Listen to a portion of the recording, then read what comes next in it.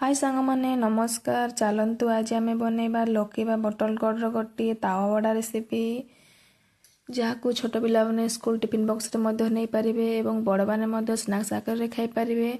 से मुझे गोटे कप चाउल को 2-3 घंटा बतुरी नहीं या मिक्सी जार रे ऐड करदे एवं एथिरे 2टी कंचा लंका 2-4 कला रसुण किसी पुदीना पत्र और गोटे पिंच अदा को या फाइन पेस्ट बन नवा।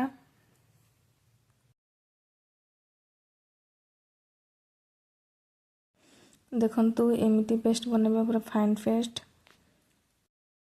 एबे यहाँ को गोटे बाउल को ट्रांसफर करनबा।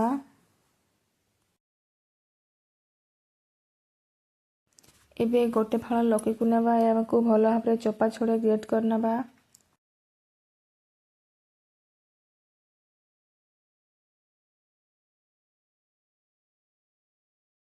गोटे सिझाळा को मु नेइथिली ताको मते एमती ग्रेट करनबा। गोटे मीडियम साइज रे प्याज को चुना चुना करी काटनबा। देखंतु एमती एबे सब गुडा को बाउल को ट्रांसफर करनबा। 1/4 टीस्पून हलदी एवं स्वाद अनुसार लुण दी को भल भाबरे गळै नबा।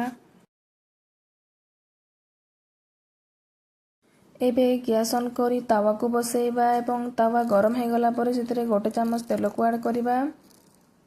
आपण चाहे घी रे मधे बनाई पारिबे हेल्दी करबा पई। मते घी पसंद नाही सेति पई मु तेल को ऐड करूची एवं गोळे रखितबा बेटर को एबे छोट छोट बरा आकृतिर शेप दे तावा रे पकेइबा।